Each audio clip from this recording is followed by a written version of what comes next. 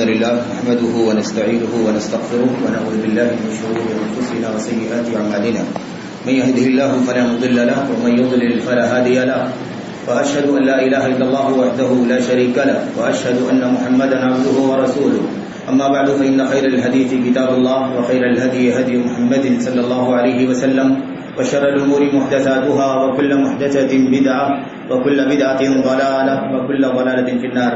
أعوذ بالله من الشيطان الرجيم. بسم الله الرحمن الرحيم.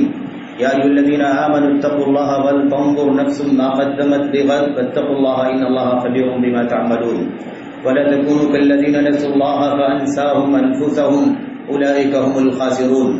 لا يستوي أصحاب أصحاب النار وأصحاب الجنة أصحاب الجنة هم الفائزون. وقال عز من قائل وتزودوا فإن خير الزاد التقوى واتقون يا أولي الألباب. وقال النبي صلى الله عليه وسلم من جعل همومه هم الآخرة كفاه الله هم الدنيا ومن تشعبت به الهموم في أحوال الدنيا لا يبالي الله في أي أوديهتها هلك أو كما قال عليه الصلاة والسلام.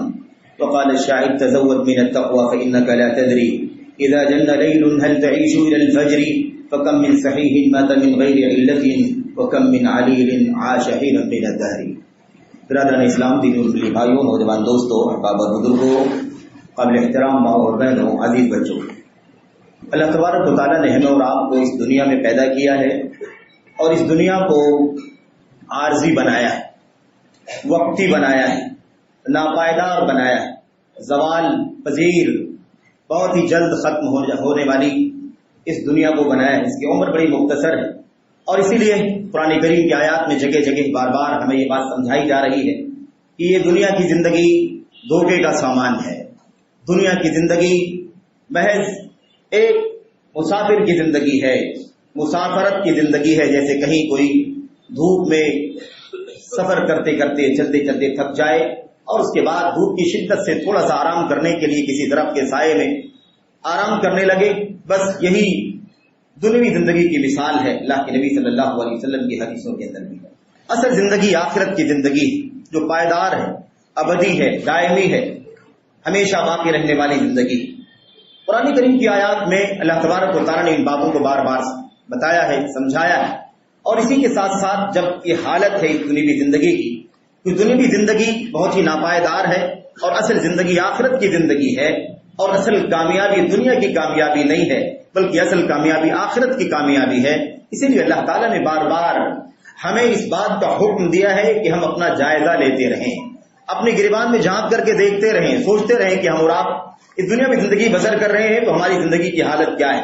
ایسا تو نہیں کہ ہم نے اس وقتی اور عارضی زندگی کو بہت زیادہ اسے دل لگا لیا ہے، بہت زیادہ اس سے وابستہ ہو گئے ہیں، بہت زیادہ اس میں ہم گھر گئے ہیں، اس میں بہت زیادہ مشغول ہو گئے ہیں، اور مشغولیت اتنی زیادہ ہو گئی ہے کہ ہم سے کہیں نہ کہیں آخرت فراموش ہو رہی ہے، آخرت چھوٹ رہی ہے، آخرت کی کامیابی کو ہم نے پسے پش ڈال دیا ہے. کہیں ایسا تو نہیں ہے. اسی لیے اللہ تعالیٰ بار بار یہ کہہ رہا ہے کہ آج کی فکر مت کرو، کل کی فکر کرو. کل جو قیامت کا دن ہے اس کی فکر کرو کہ کل قیامت کے دن تم نے اللہ تبارک و تعالیٰ کے سامنے جب تمہاری حاضری ہوگی، تمہاری پیشی ہوگی، تم اللہ کے سامنے کھڑے ہوگے روبرو، تو اللہ تبارک و تعالیٰ تم سے پوچھے گا. یہ وہ پائیدار دن ہے، یہ دائمی دن ہے جس کا تم سے وعدہ کیا جا رہا، اس کا سامنا کرنا پڑے گا. آج کا جو دن ہے یہی حساب و کتاب کا دن ہے. آج کے دن کا جو فیصلہ ہے یہ دائمی فیصلہ ہے، ابدی فیصلہ ہے. آج یا تو جنت ہو جائے گی یا پھر جہنم کی دہکتی بھڑکتی ہوئی آگ مقدر بن جائے گی. اللہ تبارک و تعالیٰ نے بار بار اس بات کو بیان فرمایا. ہم نے سورہ حشر کی ایک دو آیتیں آپ کے سامنے پڑھی. اللہ تبارک و تعالیٰ فرماتا ہے یا ایھا الذین آمنوا اتقوا اللہ، اے ایمان والو اللہ تبارک و تعالیٰ سے ڈرو. وَلْتَنظُرْ نَفْسٌ مَا قَدَّمَتْ لِغَدٍ، اور ہر نفس کو چاہیے کہ وہ سوچے، دیکھے، غور کرے. مَا قَدَّمَتْ لِغَدٍ، کہ کل قیامت کے دن کے لیے اس نے کیا بھیجا ہے، کل قیامت کے دن کے لیے اس نے کیا تیار کیا ہے. کون سے اعمال، کیسا ایمان، کیسا عقیدہ، کیسا عمل، کیسی بھلائیاں، کیسے خیر کے کام، کیسی نیکیوں کے کام، کیسے حسنات، کیسی چیزیں کیا اس نے بھیجا ہے کل قیامت کے لیے، قیامت کے دن کے لیے. ہر نفس کو چاہیے کہ وہ غور کرے، ہر نفس کو چاہیے کہ وہ سوچے، یہ فکر کرے، سوچے. ول تنظر، دیکھے، غور کرے، سوچے کہ کل قیامت کے دن کے لیے اس نے کیا بھیجا ہے. تو کل کے لیے فکر کرنے کی بات ہے. کل قیامت کے دن کو کل کہا گیا. سوال یہ پیدا ہوتا ہے کہ کل کیوں کہا گیا؟ مفسرین نے لکھا ہے کہ کل اس لیے کہا گیا ہے کہ دنیا میں ہم اور آپ کسی بھی چیز کو اگر فوری طور پر ایک دم یعنی نیئرسٹ اگر کرنا چاہتے ہیں تو کہتے ہیں آج نہیں ہو سکا ہے تو اب زیادہ لیٹ نہیں کرنا، کل کا کل کر ڈالنا ہے اسے، کیونکہ کل بالکل قریب ہے. آج کے بعد جو سب سے قریب ہے وہ کیا ہے؟ وہ کل ہے. اس کے بعد پھر پرسوں اور بعد کے دن ہے، اگلا مہینہ، اگلا سال، اگلی زندگی. تو سب سے جو قریب ہے انسان کی سوچ میں آج کے بعد سب سے قریب جو ہے وہ کیا ہے؟ وہ کل ہے. اسی لیے اللہ تعالیٰ نے قرآن کریم میں قیامت کو کل کہا ہے تاکہ تم سمجھو، ہم اور آپ سمجھیں کہ کل کیوں کہا گیا. اس لیے کہ ہم دنیا میں کسی مسئلے پر ہم کسی چیز کو قریب سے قریب کرنا چاہتے ہیں تو کہتے ہیں بالکل نہیں، کل سے لیٹ نہیں ہونا ہے، آج نہیں ہوا تو بس ٹھیک ہے کل کرنا ہے. تو بالکل جیسے کل قریب ہے ایسے ہی قیامت کی دن بھی بالکل قریب ہے. کل بالکل قریب ہے تو قیامت بالکل قریب ہے. لعل الساعة وما يدريك لعل الساعة تكون قریبا. آپ کو کیا پتا، اللہ تبارک و تعالیٰ فرماتا ہے نبی کریم صلی اللہ علیہ وسلم کو، آپ کو کیا پتا قیامت بالکل قریب ہے، قیامت بالکل قریب ہے. وَكُلُّ مَا هُوَ آتٍ قریب، اور ہر جو چیز آنے والی ہوتی ہے وہ قریب ہی ہوا کرتی ہے کیونکہ وہ آنا ہی ہے اور قیامت کا آنا طے ہے. اس لیے میرے بھائیو کل قیامت کے لیے ہمیں تیاری کرنی ہے، کل قیامت کی فکر کرنی ہے. یہ دنیا فانی ہے، یہ دنیا زوال پذیر ہے. اس دنیا کی رنگینیوں میں اگر ہم نے اپنے آپ کو گرفتار کر لیا، ہم نے اپنے آپ کو اگر ڈال دیا تو پھر اس بات کا خطرہ ہے کہ کہیں آخرت ہم سے فراموش نہ ہو جائے. میرے بھائیوں، میرے بزرگوں، بہت ساری باتیں ہیں کہنے کی، خطبے کا وقت مختصر ہوتا ہے اس لیے میں ذرا جلدی دو چار باتیں آپ حضرات کے سامنے عرض کروں گا. اللہ تعالیٰ قرآن کریم میں فرماتا ہے وَتَزَوَّدُوا فَإِنَّ خَيْرَ الزَّادِ التَّقْوَىٰ وَاتَّقُونِ يَا أُولِي الْأَلْبَابِ. اے لوگوں، سامان سفر تیار کر لو، آخرت کے لیے جو سفر کرنا ہے اس کے لیے سامان تیار کر لو. ہم لوگ کہیں سفر کرنے کے لیے جاتے ہیں تو ذرا بیگ کا انتظام کر لیتے ہیں، کپڑے وپڑے اور کھانے پینے کے سامان لے کے جاتے ہیں نا، اسی کو زاد کہا جاتا ہے. توشہ، سامان سفر. اللہ تبارک و تعالیٰ فرماتا ہے وَتَزَوَّدُوا، آخرت کے لیے، سفر آخرت کے لیے سامان تیار کر لو. سفر کرنا ہے تمہیں آخرت کا، اس لیے اس کے لیے سامان تیار کر لو. اور کیسا سامان تیار کرنا ہے؟ وہاں کے لیے کوئی جھولا تھیلا بیگ لے کے نہیں جانا ہے. اللہ تعالیٰ فرماتا ہے فَإِنَّ خَيْرَ الزَّادِ التَّقْوَىٰ، سب سے بہترین جو سامان سفر ہے آخرت کے لیے وہ تقوی کا ہے. تقوی تیار کر کے لے کر کے جاؤ. تمہاری زندگی میں تقوی ہونا چاہیے. تقوی ایمان سے لے کر کے، عقیدے توحید سے لے کر کے، سنت سے گزرتے ہوئے عبادات، معاملات، اخلاق، کردار، رہن سہن، ساری زندگی کے مسائل جو کام کرنے کے ہیں اسے کرنا، یہ تقوی ہے. اور ساری چیزیں جس سے منع کیا گیا ہے اس سے اپنے آپ کو بچانا، اس سے اپنے آپ کو دور رکھنا، اس سے توبہ کرنا، اس سے اپنے آپ کو ہمیشہ اس سے اجتناب کرنا، یہ اللہ تبارک و تعالیٰ کا تقوی ہے. وہ اللہ تعالیٰ فرماتا ہے آخرت کے لیے سامان سفر تیار کر لو. ذرا دیکھ لو کہ کیا لے کر کے جاؤ گے، کتنا عقیدہ ہے، کون سا ایمان ہے، کتنا عمل ہے، کتنی سچائی ہے، کتنا حلال ہے، ساری چیزیں ذرا تیار کرو. اسی کا نام ایک جامع نام ہے، ایک کمپلیٹ نام کیا ہے؟ اللہ کے کلام کی آیتوں میں تقوی. واتقوا اللہ، اللہ کا تقوی اختیار کرو. بار بار کہا جا رہا ہے سب سے بہترین سامان سفر کیا ہے آخرت کے لیے؟ تقوی ہے. تقوی اسے لے کر کے جانا ہے. میرے بھائیو، اللہ کے نبی محمد رسول اللہ صلی اللہ علیہ وسلم کی بہت ساری حدیثوں میں سے ایک حدیث میں آپ کے سامنے پڑھنا چاہتا ہوں. اللہ کے نبی علیہ السلام نے فرمایا تھا من جعل همه هم الآخرہ من جعل الهموم ہما واحدا هم الآخرہ. جس نے اپنی ساری فکر سارا ٹینشن صرف اور صرف آخرت کا ٹینشن بنا لیا ہے. جس آدمی نے اپنی ساری فکر کون سی بنا لی ہے؟ آخرت کی فکر بنا لی. آخرت میں کیا ہوگا، کامیابی کے لیے کیا کرنا پڑے گا، جنت کیسے حاصل ہوگی، جہنم سے کیسے بچیں گے، ہمیشہ ہمیشہ کے لیے سرخروئی کیسے حاصل ہوگی. اللہ کے نبی علیہ السلام نے فرمایا جس شخص نے بھی اپنی ساری فکر آخرت کی فکر بنا لیا ہے اور کوئی فکر اس کے سامنے نہیں ہے، دنیا میں فائدہ ہوا اچھی بات ہے، نہیں ہوا کوئی غم نہیں ہے، آرام میں کوئی بات نہیں، تکلیف میں کوئی غم نہیں، بیماری ہے کوئی غم نہیں، شفا ہے کوئی غم نہیں، جیسے تیسے بھی زندگی کٹ جائے اللہ تعالیٰ کا فیصلہ طے ہے. یہ دنیا آزمائش کی ہے تو آزمائش تو رہے گی، مال کی آزمائش ہے، صحت کی آزمائش ہے، امن و سلامتی کی آزمائش ہے، ہر طرح کی آزمائش ہے. میرے بھائیوں، یہ دنیا آزمائش کے لیے پیدا کیا گیا ہے، ہمیں اس دنیا میں آزمائش کے لیے بھیجا گیا ہے. تو اس دنیا میں مشکلات، پریشانیاں، دشواریاں تو رہیں گی، اس کی فکر کرنے کی زیادہ ضرورت نہیں ہے. جیسے تیسے یہ دن کٹ جائیں گے، بہت شارٹ پیریڈ ہے دنیا کا، اس کی عمر بہت شارٹ ہے، بہت کم زندگی ہے. میرے بھائیوں، آخرت کی زندگی جس آدمی نے اپنی ساری فکر آخرت کی بنا دی ہے، اللہ کے نبی علیہ السلام نے فرمایا تو اللہ تبارک و تعالی اس کی دنیا کی فکر کے لیے کافی ہو جائے گا.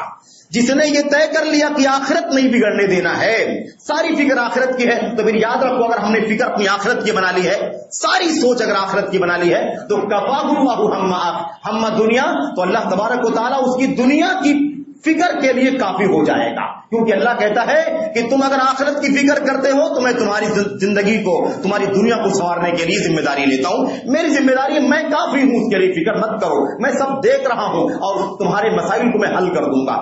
یہ ہے آخرت کی فکر جس کے لیے ہمیں بار بار کہا جا رہا ہے کہ اس کے لیے تیاری کرو. اور اللہ کے نبی نے ساتھ ساتھ بیان فرمایا ومن جعل، اور جس آدمی نے، ومن تشعبت به الهموم، اور جس کی ساری فکر دنیا کے حالات میں ہے، ومن تشعبت به الهموم فی احوال الدنیا، جس آدمی کے افکار، جس آدمی کے سوچ، جس آدمی کا ٹینشن دنیا کے حالات میں گھرا ہوا ہے، پھیلا ہوا ہے، بکھرا ہوا ہے، اللہ کے نبی علیہ السلام فرماتے ہیں تو ایسے شخص کے بارے میں اللہ کو کوئی پرواہ نہیں ہے، وہ دنیا کے پیچھے لگا ہوا ہے، تو جس بھی گڑھے میں جائے ہلاک ہو جائے مجھے کوئی پرواہ نہیں ہے، جس وادی میں ہلاک ہونا چاہے ہلاک ہو جائے. لا یبال اللہ فی ای اودیھتھا حلت، اللہ کو کوئی پرواہ نہیں ہے کہ وہ دنیا کی کس وادی میں ہلاک ہو رہا ہے، برباد ہو رہا ہے، مٹ رہا ہے، اللہ تعالیٰ کو اس کی کوئی پرواہ نہیں.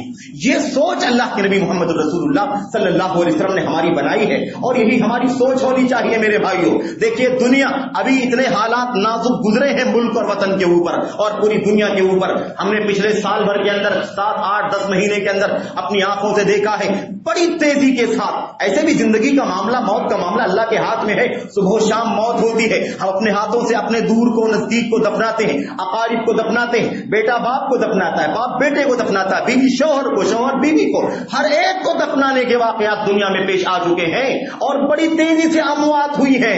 ایسا لگتا تھا کہ مرنے کی ہی بیماری لگ گئی ہے اور صبح و شام موت ہی موت کی خبریں آ رہی ہیں. ابھی تازہ معاملہ گزرا ہے میرے بھائیوں. اب ایسا لگتا ہے کہ تھوڑا سا یہ سلسلہ کم ہو گیا ہے، اللہ تعالیٰ کا فیصلہ ہے.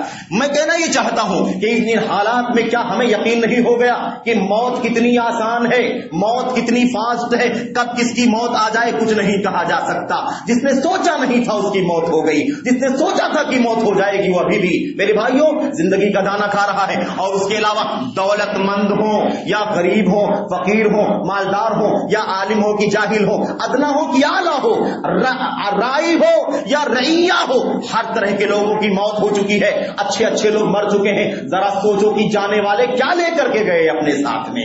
جو مر گیا کروڑوں کا مالک تھا کہ اربوں کا مالک تھا، وہ گیا تو کیا لے کر کے گیا ہے؟ کیا اس نے 1-2 کروڑ سمیٹا ہے اپنے ساتھ میں؟ کیا اس کے ساتھ میں، اس کی قبر میں اور اس کے کفن کے ساتھ میں کچھ آپ نے ہم نے ڈالا ہے کہ وہ لے کر کے جائے گا اللہ کے سامنے حاضر ہوگا؟ بھلا کیا لے کر کے گیا ہے؟ میرے بھائیوں سوال یہی پیدا ہوتا ہے کہ جب کچھ نہیں جانا ہے تو اس کے پیچھے اتنا زیادہ ٹینشن کیوں، اتنا ٹینشن کیوں کہ ہم آخرت کو فراموش کر دیں، آخرت کو بھلا دیں؟ میرے بھائیوں میرے بزرگوں یہی فرمایا اللہ کے نبی صلی اللہ علیہ وسلم نے، جس کی ساری فکر آخرت کی ہوگی اللہ اس کی دنیا کے لیے کافی ہو جائے گا. اور جس کی ساری فکر دنیا کے مسائل میں لگی رہے گی، دنیا کے حالات میں جو گھرا ہوا رہے گا، بکھرا ہوا رہے گا، اللہ تبارک و تعالیٰ کو کوئی پرواہ نہیں ہے کہ کس وادی میں برباد ہو رہا ہے، کس گڑھے میں ہلاک ہو رہا ہے. اللہ اس کی کوئی پرواہ نہیں کرتا. جاؤ تم نے دنیا کو سب بنا لیا ہے، دنیا کو آسائش کو سب بنا لیا ہے، تو دنیا کی آسائش کا انتظام کر کے سکھ اور چین تلاش کر لو. ہمیں کوئی پرواہ نہیں ہے کہ تم ہلاک ہو رہے ہو، تم زندہ ہو کہ مردہ ہو، تمہیں دنیا میں امن ہے یا تمہاری دنیا کے اندر بدامنی ہے، ہمیں اس کی کوئی فکر نہیں ہے. تو میرے بھائیو اللہ کے نبی محمد رسول اللہ صلی اللہ علیہ وسلم نے یہ بات سمجھا دی ہے. اب آپ دیکھیں، اچھا ایک شعر میں نے آپ کے سامنے پڑھا ہے، جو شعر اللہ کے کلام کی آیت کریمہ اور اللہ کے نبی علیہ السلام کی حدیثوں کی ترجمانی ہے. میرے بھائیو کیا فرماتا ہے شاعر؟ کیا کہتا ہے؟ تزود من التقوى تزود من الدنيا فانك لا تدري اذا جن ليل هل تعيش الى الفجر. شاعر، عربی شاعر کہتا ہے. اس شعر کے بارے میں کہا جاتا ہے کہ حضرت علی بن ابی طالب رضی اللہ تعالیٰ عنہ کا شعر ہے، یا بعض لوگ کہتے ہیں کہ نہیں حضرت امام شافعی رحمۃ اللہ علیہ کا شعر. بہرحال یہ شعر اللہ کے کلام قرآن کریم کی ترجمانی ہے اور محمد رسول اللہ صلی اللہ علیہ وسلم کی سنتوں کی عکاسی ہے. اس کے اندر کیا کہتا ہے شاعر؟ تزود من التقوى، اس دنیا میں تقوی کا سامان اکٹھا کر لو، اس دنیا میں جب تک زندہ ہو تقوی کا سامان سفر اکٹھا کر لو.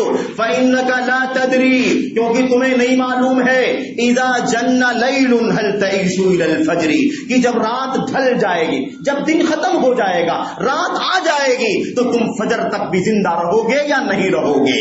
میرے بھائیو شام کا انتظار کر رہے ہیں، شام ہونے کے بعد دوسری صبح آئے گی کہ نہیں آئے گی؟ دوبارہ ہمیں آنکھ کھولنے کا موقع ملے گا یا نہیں ملے گا؟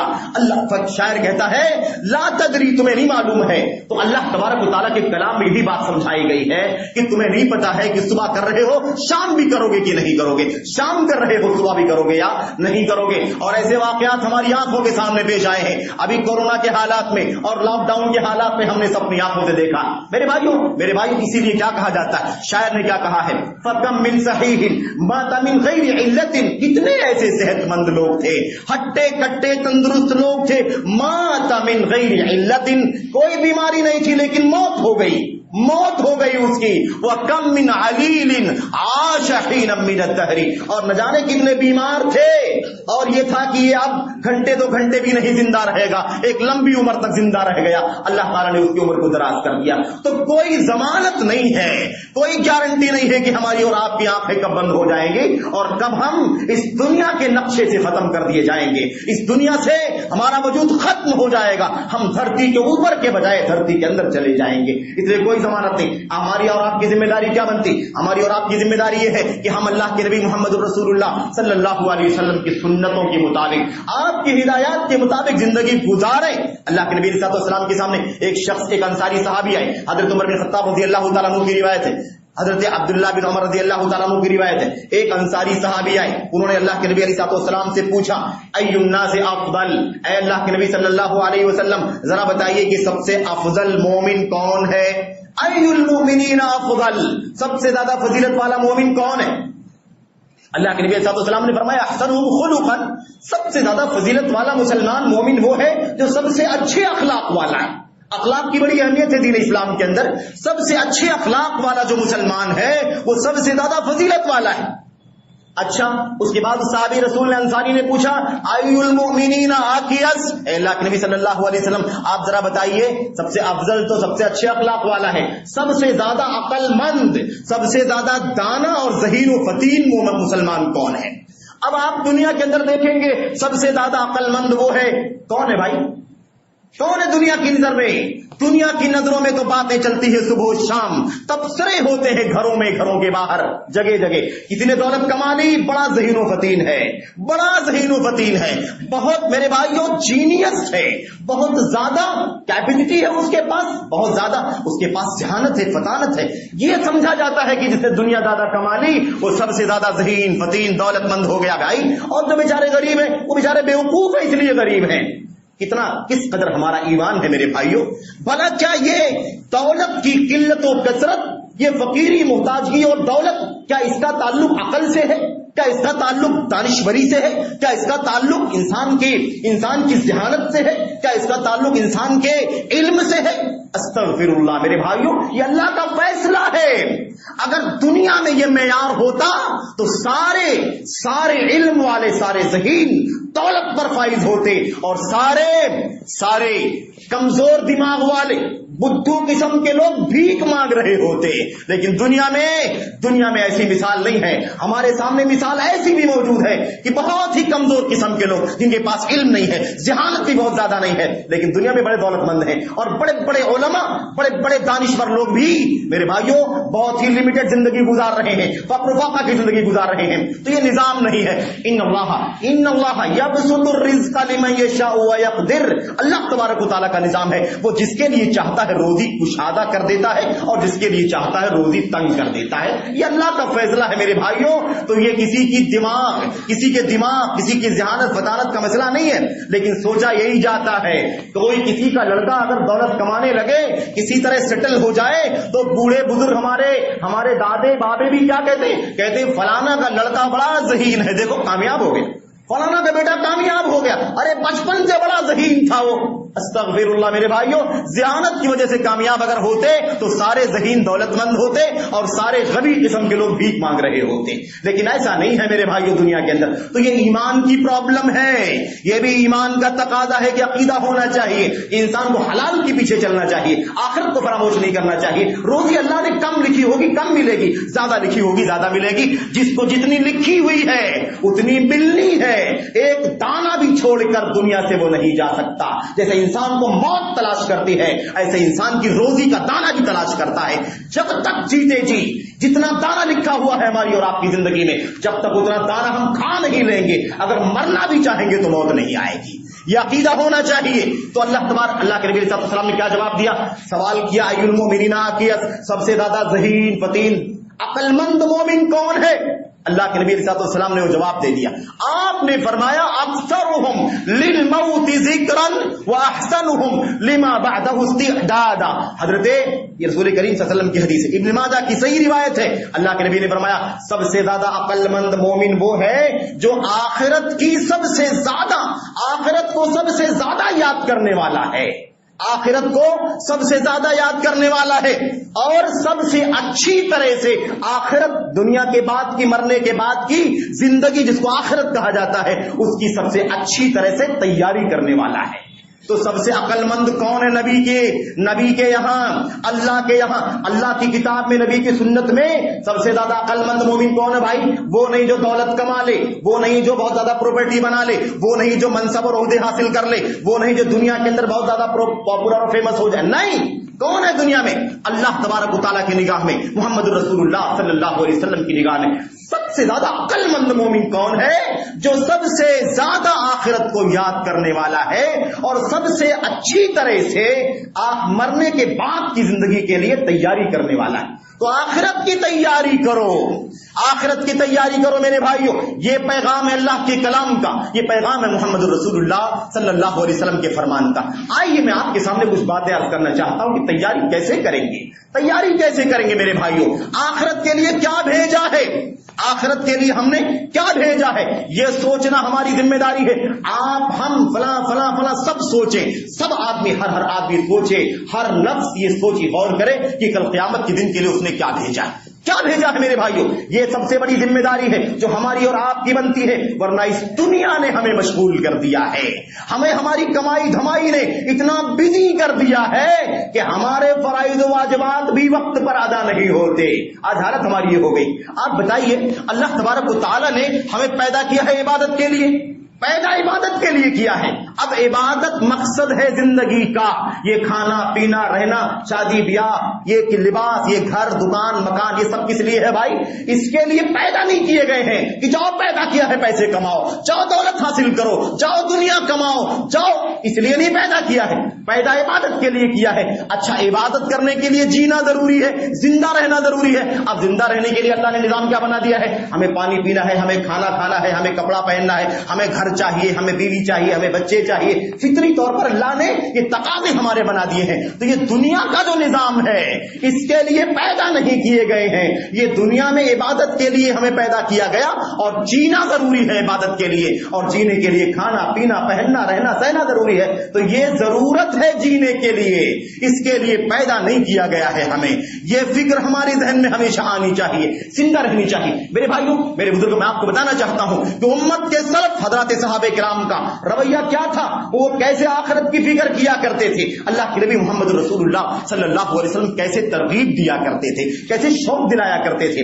آپ دیکھیں مرنے کے بعد کیا کام آئے گا. جیتے جی بھی کام کرتے رہو, اور جیتے جی وہ کام بھی کرو جو مرنے کے بعد کام آتا رہے, جو آپ کے لیے وقت ہو جائے, جو پرماننٹ اکاؤنٹ جس کو کہا جاتا ہے نا. یہ دنیا کے جتنے پرماننٹ اکاؤنٹ ہے نا بھائی, یہ سب پرماننٹ نہیں ہے, کیونکہ دنیا ہی پرماننٹ نہیں ہے. لیکن ہر چیز جہاں پر, اسی لیے کسی نے کہا تھا کہ دنیا میں کسی چیز کے بارے میں اگر دائمی کا لفظ استعمال کیا جاتا ہے, دائمی کا, ہمیشہ ہمیش کا مثال کے طور پر, یا پرماننٹ کا لفظ استعمال کیا جاتا ہے, تو اس سے بڑا جھوٹ دنیا میں کوئی نہیں ہے. کیوں؟ اس لیے کہ دنیا ہی پرماننٹ نہیں ہے, تو کہاں سے کوئی چیز پرماننٹ ہو سکتی ہے. تو پرماننٹ کیا ہے؟ والآخرۃ خیر وابقی, آخرت سب سے بہتر ہے اور سب سے زیادہ پائیدار اور باقی رہنے والی. تو پائیداری اور ہمیشگی اور پرماننٹ کس کے لیے ہے نظام؟ آخرت کے لیے ہے میرے بھائیوں. تو میں عرض کر رہا تھا, اللہ کے نبی محمد رسول اللہ صلی اللہ علیہ وسلم نے وہ راستے ہم کو بتلائے ہیں، کیا کر کے جاؤ، یہ نماز ہے، یہ روزے ہیں، یہ حج و زکات ہے، یہ صدقات ہے، یہ خیرات ہے، یہ نیکی کے کام صبح و شام کرتے رہو. کوئی بھی آخرت کا کام دنیا کے کام کی وجہ سے ڈسٹرب نہیں ہونا چاہیے. ایسا تو بہت ہوتا ہے ہماری اور آپ کی زندگی میں کہ ہماری نماز لیٹ ہو گئی. کیوں لیٹ ہو گئی؟ اس لیے کہ ہماری دکان کا مسئلہ تھا، ہمارے کاروبار کا مسئلہ تھا، ہماری گاڑی کا مسئلہ تھا، گاڑی لوڈ ہو رہی تھی، جاب کا مسئلہ تھا، سروس کا مسئلہ تھا، ملازمت کا مسئلہ تھا. ہمارے دنیا کے بہت سارے کام کی وجہ سے ہماری نمازیں تو ضائع ہوتی ہیں، اور اس کی سینکڑوں مثالیں صبح شام دیکھنے میں آتی ہیں. لیکن کیا ایسا بھی ہوا ہے، کیا ایسا بھی ہوتا ہے کہ ہماری نماز کی وجہ سے ہمارا دنیا کا نقصان ہو جائے، ہمارے روزے کے لیے ہماری دنیا کا نقصان ہو جائے، ہماری عبادت و بندگی کی وجہ سے، ہماری آخرت کی وجہ سے ہماری دنیا متاثر ہو جائے؟ ایسی مثالیں بھی ہیں. یہ اصل جھوٹنے کی ضرورت ہے. ہم یہ تو اکثر کہتے ہیں اور کہتے ہوئے سنتے ہیں کہ بھائی یار میں فلاں کام کے لیے چلا گیا تھا، اس لیے میری نماز چھوٹ گئی، میری نماز ڈیلے ہو گئی، میں پڑھ نہیں سکا، عصر کا وقت ہو گیا، ظہر کی نماز نہیں پڑھی، مغرب کا ٹائم ہو گیا، عصر ظہر نہیں پڑھا. کتنا بار پیش آتا ہے ایسا مسئلہ. لیکن ایسا تو نادر کبھی سننے میں آتا ہوگا کہ ہماری نماز تھی اس لیے ہم نے نماز کو ڈیلے نہیں کیا، ہمارے کاروبار کا نقصان ہو جائے برداشت ہے، ہماری جاب کا نقصان ہو جائے برداشت ہے. یہ اصل ہے ایمان میرے بھائیوں. تو لیکن مسئلہ یہی ہے کہ ہم نے اپنی آخرت کو پسے پشت ڈالا ہے، دنیا کو آگے کیا ہوا ہے. اللہ تعالیٰ فرماتا بل تؤثرون الحیات الدنیا، تم لوگ دنیاوی زندگی کو ترجیح دیتے ہو، اسی کو آگے بڑھاتے ہو، اسی کو آگے رکھتے ہو. والآخرۃ خیر وابقیٰ، اور آخرت حقیقت میں بہت زیادہ بہتر ہے. جو تم جمع کر رہے ہو، جو تم اکٹھا کر رہے ہو، اس سے کہیں بہتر ہے وہ خزانہ جو اللہ تبارک و تعالیٰ نے آخرت میں رکھا ہوا ہے. ہوا خیر مما یجمعون، اللہ فرماتا ہے وہ کہیں بہتر ہے. اللہ تعالیٰ کے یہاں جو کچھ ہمارے لیے نعمت ہے، جو کچھ انجام ہے، وہ ہمارے لیے اس دنیا میں جو کچھ ہم اکٹھا کرتے ہیں اس سے کہیں زیادہ بہتر ہے. میرے بھائیوں، دنیا کمانے کی برائی نہیں ہو رہی ہے، لیکن دنیا کی وجہ سے آخرت کو فراموش کر دینا، اس سے بڑا خسارہ کچھ نہیں ہو سکتا. اللہ فرماتا ہے وَلَا تَكُونُوا كَالَّذِينَ نَسُوا اللَّهَ، ان لوگوں کی طرح نہ ہو جانا جنہوں نے اللہ کو بھلا دیا. فَأَنسَاهُمْ أَنفُسَهُمْ، اس کا بدلہ یہ ہوا کہ اللہ تعالیٰ نے ان کو خود اپنی ذات سے بھلا دیا. یعنی ان کی ذات کے لیے جو چیز فائدے کی تھی، نفع کی تھی، جنت کا راستہ جو مل سکتا تھا، اس سے اللہ تعالیٰ نے اس کو ہمیں کیا کر دیا؟ بھولنے والوں کو اللہ تعالیٰ نے فراموش کر دیا. جاؤ، تم نے ہمیں بھلا دیا تو ہم تمہیں آخرت کے کامیابی کے لیے جو کچھ چاہیے ہم اس سے تم کو غافل کر دیں گے، تم دنیا میں ہی ڈوب کر کے رہ جاؤ گے. تو یہ ہے میرے بھائیوں، یہ ہے پیغام اللہ تبارک و تعالیٰ کی کتاب کا. میں عرض کر رہا تھا اللہ کے نبی علیہ الصلوۃ والسلام نے فرمایا ہے، آپ نے فرمایا ہے میرے بھائیوں کہ انسان کو اپنی زندگی میں یہ سوچنا ضروری ہے کہ اس کے اعمال، اس کے نیکیاں کون سی ہیں، بڑی بڑی نیکیاں جو اس کے مرنے کے بعد کام آئیں گی. اس کے اعمال، اس کے حسنات، اس کے نیکیاں جو اس کے مرنے کے بعد کام آئیں گی. اِنَّ مِمَّا يَلْحَقُ الْمُؤْمِنَ مِنْ عَمَلِهِ وَحَسَنَاتِهِ مِنْ بَعْدِ مَوْتِهِ، اللہ کے نبی صلی اللہ علیہ وسلم نے فرمایا مومن کو اس کے مرنے کے بعد اس کے اعمال میں سے، اس کے نیکیوں میں سے جو چیزیں کام آئیں گی اس کو ملیں گی قیامت کے دن، اس کو حاصل ہوں گی قیامت کے دن. اللہ کے نبی صلی اللہ علیہ وسلم نے 7 چیزوں کا نام لیا، 7 چیزوں کا نام لیا. میں آپ کے سامنے ذکر کر دینا چاہتا ہوں. میرے بھائیوں، یہ حالات جو چل رہے ہیں، ایسی وبائیں، یہ کورونا کوئی آخری وبا نہیں ہے بلکہ یہ اول بھی نہیں ہے میرے بھائیوں. ابھی اس سے بہت کچھ آگے باقی ہے. ہم کچھ ضمانت نہیں دے سکتے کہ اللہ تبارک و تعالیٰ کا کیا فیصلہ ہے. اس لیے کوئی ہم نہ ہم، میں آپ کو یہ نہ سمجھے کہ ہم تو بہت بڑی مصیبت کو ہم نے سر کر لیا، ہم نے میدان سے ہم کامیابی سے گزر گئے ہیں. نہیں میرے بھائیوں، یہ تو بہت نادانی کی بات ہوگی، بڑی حماقت اور بیوقوفی کی بات ہوگی کہ ہم سمجھ لیں کہ ہم تو کامیاب ہو گئے. میرے بھائی، اللہ کے ہاتھ میں. دنیا میں جو نہیں مانتا تھا اللہ تبارک و تعالیٰ کو، وہ بھی نہ چاہتے ہوئے بھی ماننا پڑا اسے کہ دنیا کا نظام کسی ایک آدمی کے ہاتھ میں ہے. دنیا کا نظام کسی ایک کے ہاتھ میں ہے. تب تو ساری دنیا کی سارے ممالک اور بڑی بڑی طاقتیں سب کے سب کیا ہو گئی؟ سب کے سب ناکام ہو گئی. اور ماننا پڑا کہ طاقت کوئی ایک ہے جو سب کچھ چلا رہا ہے، سب کچھ دیکھ رہا ہے، وہ جیسا چاہے گا ویسا کرے گا. مانو نہ مانو، تمہیں چاہتے نہ چاہتے ماننا ہی پڑے گا. طوعاً وکرہاً، چاہتے ہوئے مانو یا نہ چاہتے ہوئے مانو، لیکن ماننا پڑ گیا. میرے بھائیوں بتائیے، کہاں کہاں کی سپر طاقتیں دنیا کی جن کے نام سے لوگوں کو ہیبت ہوتی ہے، سب کے پتے پانی ہو گئے کہ نہیں ہو گئے؟ اتنے مرے کہ سارا نظام، سارا سسٹم ہاسپٹلٹی کا اور سارا نظام طب کا، میڈیکل سائنس کا فلاپ ہو کر کے رہ گئے۔ ہوا کہ نہیں ہوا دنیا کے اندر؟ ہمیں یہ سبق ہے، اللہ کی طرف سے پیغام ہے کہ ابھی وقت ہے، جو بچے ہیں ان کے لیے چانس ہے کہ وہ تیاری کرے آخرت کے لیے۔ ہماری آنکھ اگلے راؤنڈ میں ہماری اور آپ کی آنکھیں بند ہو جائیں گی، کیا ضمانت؟ کیا کہا جا سکتا ہے میرے بھائیوں؟ تو پیغام حاصل کرو، سبق لو، یہ مقصد ہے اللہ تبارک و تعالیٰ کا۔ اور جو مصیبتیں آتی ہیں وہ اسی لیے آتی ہیں، وہ نیوز بنانے کے لیے نہیں آتی، خبریں بنانے کے لیے نہیں آتی، سبق دینے کے لیے آتی، عبرت دینے کے لیے آتی۔ اگر ہم نے نہیں لیا، ہم نے سبق نہیں حاصل کیا تو ہماری محرومی۔ بہرحال اللہ کے نبی علیہ السلام نے فرمایا تھا مرنے کے بعد مومن کو دو چیزیں نیکیوں کی، اعمال کی، حسنات کی ملے گی۔ وہ کیا ہے؟ نمبر 1، اللہ کے نبی نے فرمایا علما نشرہ، آپ بھی گنیے اور دھیان رکھیے کہ یہ کون سا کام آپ کر سکتے ہیں، جو جیسا کر سکتا ہو اسے کرے اور ذمہ داری سمجھے، اور اللہ کو کوئی فائدہ نہیں پہنچنے والا ہے میرے بھائیوں۔ جو کچھ بھی کریں گے ہمیں فائدہ ملے گا، من عمل صالحا فلنفسہ ومن اساء فعلیہا، نیک کام کریں گے ہمیں اس کا فائدہ ملے گا، برا کریں گے اس کا خمیازہ ہم بھگتیں گے۔ اللہ کو نہ ہمارے نیک عمل سے فائدہ ہوگا اور نہ ہماری بدعملی سے اللہ کو کوئی نقصان ہونے والا ہے۔ تو اپنے لیے کریں گے تو کریں گے، نہیں کریں گے تو اپنے لیے۔ اللہ کے نبی نے فرمایا نمبر 1 علما نشرہ، کوئی علم جو اس نے پھیلایا ہو، علم جو پھیلایا ہو، علم اگر کسی نے پھیلایا ہے، یعنی مثال کے طور پر اس نے پڑھا ہے، اب لوگوں کو سکھایا ہے، قرآن پڑھایا، دین کی تعلیم دیا، اور یہ جو دین کے کام کے کتابیں لکھنا، تصنیفات کرنا، خطبے دینا، تقریریں کرنا، دروس، علم پھیلانا، علم پھیلانا۔ نمبر 1 کیا ہے وہ؟ علم پھیلانا۔ نمبر 2 اللہ اکبر، اللہ کے نبی نے فرمایا اولدا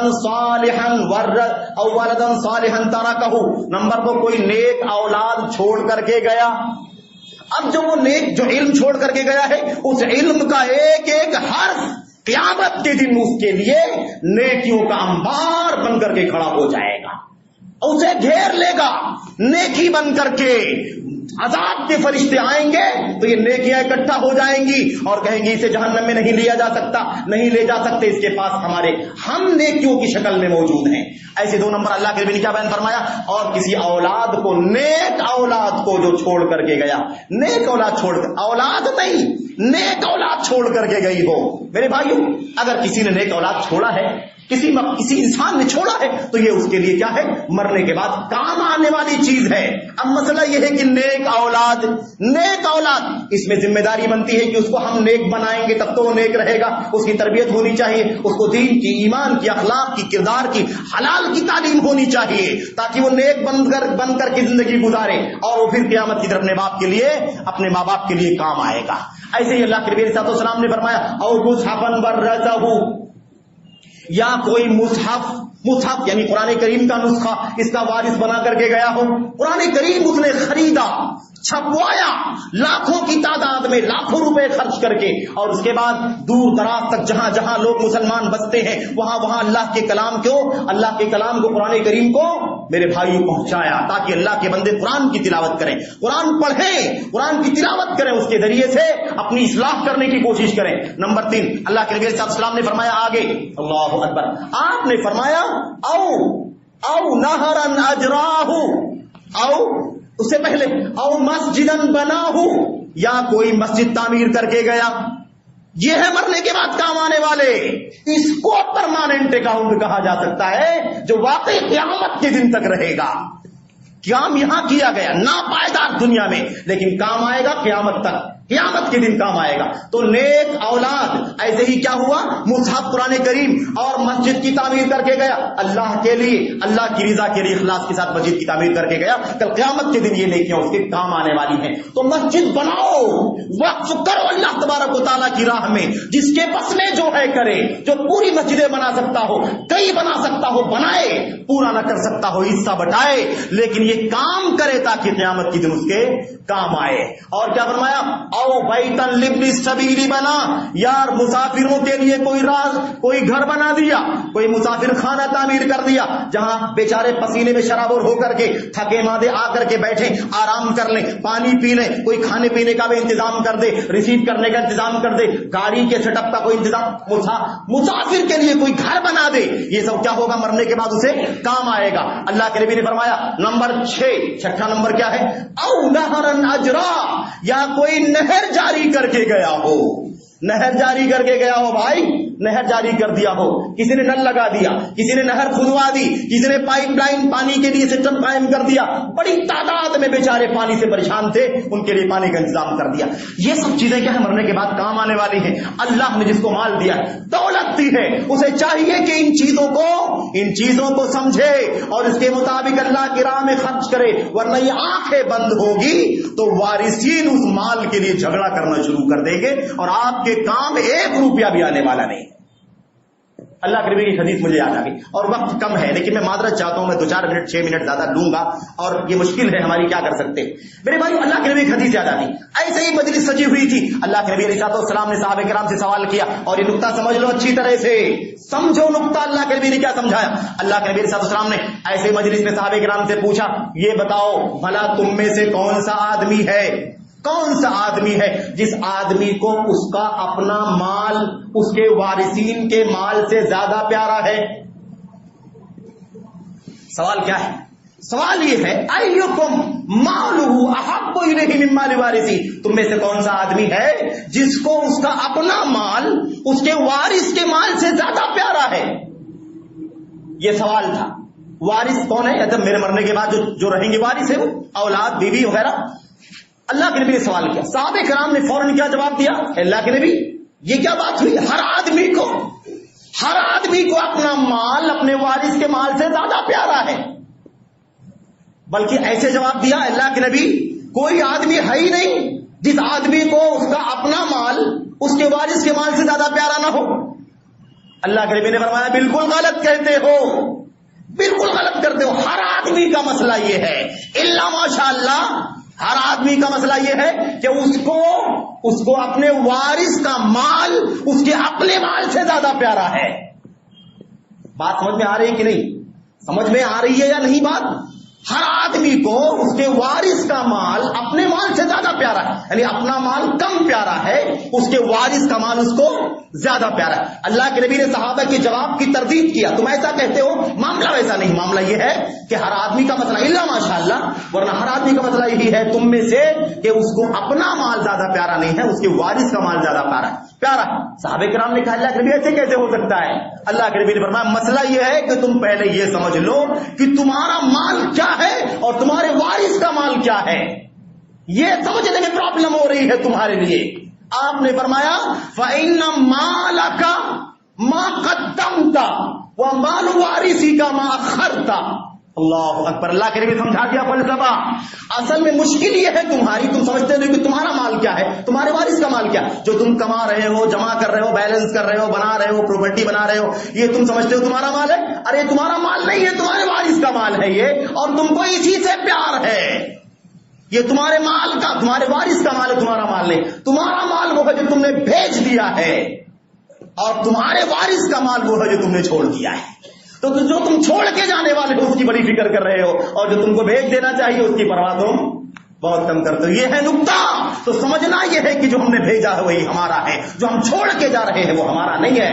آپ نے فرمایا تھا وما سواہ، اس کے سوا، میرے بھائی جو کچھ اللہ کے لیے بھیجا ہے اس کے سوا فإنه تارک وذاهب للناس، تو اسے چھوڑ کر کے جانے والا ہے، اور وہ سب اس کے بعد وارثین اسے بانٹیں گے، جھگڑا کریں گے بعد میں۔ ہم نے بہت محنت سے کمایا اور سوچا کہ کما لیتے ہیں میرے بھائیوں، کمایا لیکن دوسرے کے لیے کمایا، اس کے لیے حلال کی پرواہ بھی نہیں کیا، حرام کی پرواہ بھی نہیں کیا۔ ایسا بھی کتنا ہو جاتا ہے، لیکن وہ ہمارا ہے نہیں، محنت ہم نے کیا، حرام بھی کر ڈالا لیکن ہمارے کوئی کام نہیں آیا۔ اس لیے مال ہمارا کون سا ہے اور ہمارے وارث کا کون سا، یہ نقطہ اللہ کے نبی نے صحابہ کرام کو سمجھایا تھا۔ اس سے سمجھ بات آتی ہے کہ صحابہ کو یہ تربیت اللہ کے نبی نے دی تھی، تو ہماری کیا ذمہ داری بنتی ہے؟ میرے بھائیو، تو اللہ خیر آخری بات کہ اس حدیث کے اندر ساتویں بات کیا تھی؟ اور فتصدق بصدقۃ فی حیاتہ وصحتہ فانہ یلحقہ بعد موتہ. اللہ کے نبی نے فرمایا ساتویں اور آخری بات ہے، جو بھی اس نے صدقہ یعنی اللہ کے راستے میں جو کچھ بھی اس نے خرچ کیا ہوگا اپنی صحت کی حالت میں، اپنی زندگی میں اور اپنی صحت کی حالت میں، وہ سب اس کو اس کے مرنے کے بعد قیامت کے دن کیا ہوگا؟ ملے گا. یہ 7 چیزیں جس کا ذکر اللہ کے نبی نے فرمایا، یہ ایک مثال ہے جن کو اللہ نے دیا ہے. وہ ذرا کرو جلدی جلدی بھیجو اللہ کے پاس، کیونکہ آنکھیں بند ہونے کے بعد وہ بچے جس کے لیے ہم خون پسینے نکالتے ہیں، کوئی ضمانت نہیں ہے اگر وہ نیک نہ ہوں گے کہ وہ ہمارے لیے بھی کچھ کر ڈالیں گے. لیکن جن کے ماں باپ چلے گئے ہیں یا جن کے مورثین چلے گئے ہیں، ان سے بھی درخواست ہے کہ اپنے ماں باپ کے لیے وہ ان کے مال سے صدقہ دو، وقف کرو، مسجدیں بنواؤ، مدارس کو تعاون کرو، دین کی دعوت کے لیے اپنا مال خرچ کرو. یہ اس کا اجر و ثواب اس مرنے والے کو ملے گا، باپ ہو یا ماں ہو یا کوئی اور ہو، سب کو انشاءاللہ تبارک و تعالیٰ اجر و ثواب ملے گا. بہرحال میرے بھائیوں، قرآن کریم کی آیت جب نازل ہوئی لن تنالوا البر حتى تنفقوا مما تحبون، یہ چوتھے پاری کی آیت کریمہ ہے نا. جب تک تم اپنا محبوب مال، اپنا پیارا مال جو سب سے زیادہ قیمتی دل میں لگتا ہے، یار یہ پراپرٹی تو بڑی شاندار ہے میری رکھی ہوئی ہے، جب تک تم اس کو خرچ نہیں کرو گے تمہیں ہرگز جنت نہیں مل سکتی ہے. لن تنالو، تم ہرگز نہیں پا سکتے. البر، بر کس کو کہتے ہیں؟ بر کے معنی نیکی کے ہوتے ہیں، لیکن تفسیر میں دیکھو کھول کر کے تفسیر مفسرین لکھتے ہیں، صحابہ تابعین تبع تابعین، بر کے معنی جنت کے ہیں. تمہیں ہرگز جنت نہیں مل سکتی جب تک کہ تم وہ مال خرچ نہ کر دو جو تمہیں سب سے زیادہ محبوب مال ہے.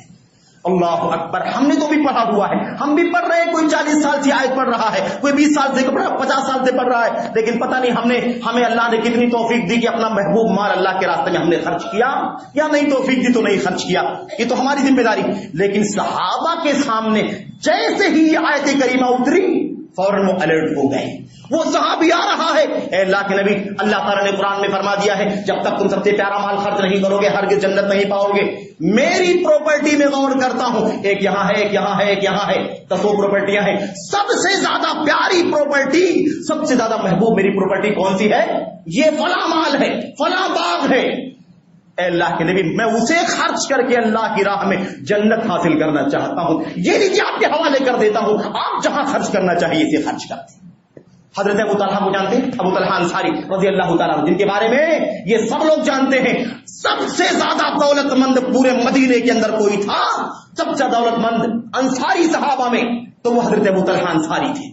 ان کو جب یہ آیت کریمہ اتری اللہ کے نبی کے بعد بھاگے آئے. اے اللہ کے نبی، کیا اللہ تعالیٰ نہیں فرماتا ہے کہ جب تک سب سے محبوب چیز کو خرچ نہیں کرو گے اللہ تعالیٰ جنت میں تمہیں داخل نہیں کرے گا؟ کہا ہاں، اللہ نے اتارا ہے قرآن کریم میں آیت کریمہ. کہا اللہ کے نبی صلی اللہ علیہ وسلم تو میں آپ کو یہ بولنے کے لیے آیا ہوں، میرا سب سے زیادہ دولت، سب سے بڑی دولت، سب سے بڑی پراپرٹی جو سب سے زیادہ مجھے محبوب ہے وہ میرا باغ ہے جس کا نام بیروحہ ہے.